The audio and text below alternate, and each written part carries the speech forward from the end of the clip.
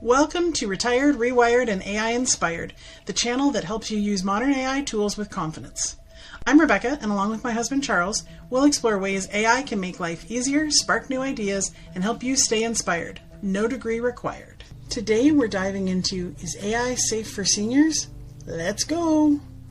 You've probably heard a lot about artificial intelligence in the past year. It's on the news, in our phones, and even showing up in the tools we use every day. Some people love it and call it the next big revolution. Others feel unsure or even a little afraid. But here's the truth, AI doesn't have to be scary or confusing. With a little practice and an open mind, it can become one of the most helpful, time-saving, and creative tools, especially for seniors who want life to feel simpler, not harder. Let's look at one key question. Is AI safe for seniors? Hang on, you're not a bunch of little kids. Of course it's safe. But let's talk about how to use AI safely in your daily life. We'll break down what AI really is, talk about privacy, scams, and misinformation, and show practical ways to use AI to your advantage. Our goal is to help you feel confident, not cautious, about exploring the world of AI. What exactly is AI? Let's start with the basics. Artificial intelligence simply means a computer system that learns patterns from information and uses those patterns to help you. Think of it as a very good listener that remembers everything you tell it, looks for patterns, and gives answers based on what it has learned. It's kind of like your friend Brenda, who remembers everything you say, although sometimes she comes back with responses you didn't expect. If you ever used Google Maps, asked Siri for directions, or had Netflix suggest a movie you might like, that's AI at work. It quietly supports your everyday tasks, helping you get results faster. It doesn't have feelings, it doesn't think for itself, and it can't make moral decisions. It just follows data and instructions. We can use AI confidently, as long as we remember it's a tool, not a person. Why might seniors worry about AI? Many people over 50 grew up in a world before home computers, smartphones, or social media. So when we hear artificial intelligence, it can sound like something from a sci-fi movie. The images we see in the media, robots, automation, deepfake videos, don't always help. It's natural to ask questions like, will AI replace jobs or people that I care about? Could it spy on me without permission? These are responsible questions, and asking them means you're thinking critically, the first step towards digital safety. Understanding privacy. Let's talk about the biggest concern with AI, privacy. When you use an AI tool like ChatGPT or Google Gemini, it's important to treat it the same way you should treat online shopping or banking. Share only what's necessary. Are you buying a service from the company? Then it may be reasonable to provide your address and credit card. If an AI program asks for things like your social security or social insurance number, take caution and stop right there. GPTs, or generative pre-trained transformers, are more generically known as AI writing or image tools, which never need that kind of information. If you ever need to include data for a project, such as writing a memoir or building out a budget template, we strongly suggest changing the names or details while working with the AI. If you didn't think to do that in advance, you can tell the AI, forget what I told you about Bob, or forget all of the expense information I just told you. It will delete the reference from its memory and it will not influence future replies. This small habit keeps your real information safe while letting you enjoy creative freedom. Spotting scams and fake AI apps. The next risk isn't from AI itself. It's from people using or presenting AI services that aren't what they promise. Unfortunately, scammers love new technology because it's unfamiliar to most people. Here are some red flag warnings. Grand claims like 100% accurate or better than GPT-4 with no technical details. Vague developer info with no real company, no contact, and no website listed. Apps ask for lots of personal data or intrusive permissions such as contacts, SMS, mic, storage, or unrelated to the app's function. Payment via weird channels, crypto only, wire transfers, or no refund policy. Stick with trusted websites like OpenAI for ChatGPT, Canva.com for design tools, or well-known app stores such as Google Play and the Apple App Store. If something feels off, trust your instincts and skip it. Avoiding misinformation. AI is incredibly good at summarizing and generating ideas, but it can still make mistakes. That's because AI is trained on massive amounts of text data, but if any of that data is wrong, then the answers provided may be wrong too.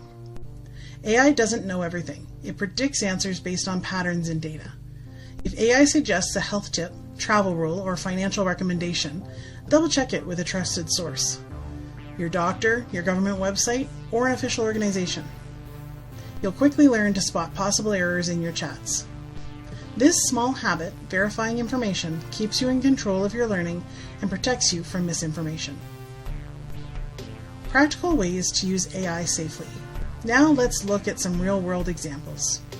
Number 1, writing support. Open ChatGPT and type, "Write a short thank you letter to my grandson for fixing my computer." In seconds, it gives you a polished draft that you can personalize. Number 2, planning your day. Prompt the AI with, "Plan a weekly schedule that includes exercise, reading, and family time." AI will outline suggestions you can modify however you like. The more detail you give it, the better the suggestions it makes will be. Number 3, learning new skills. Prompt the AI with, "Teach me the basics of digital photography," or "Explain cloud storage in simple terms." AI turns complicated topics into plain language lessons. Number 4, travel planning. Ask, "Create a 3-day itinerary for Victoria, BC with museums, parks, and coffee shops." AI can provide routes, attractions, and even weather tips. These examples show AI as an assistant, but you're still the boss.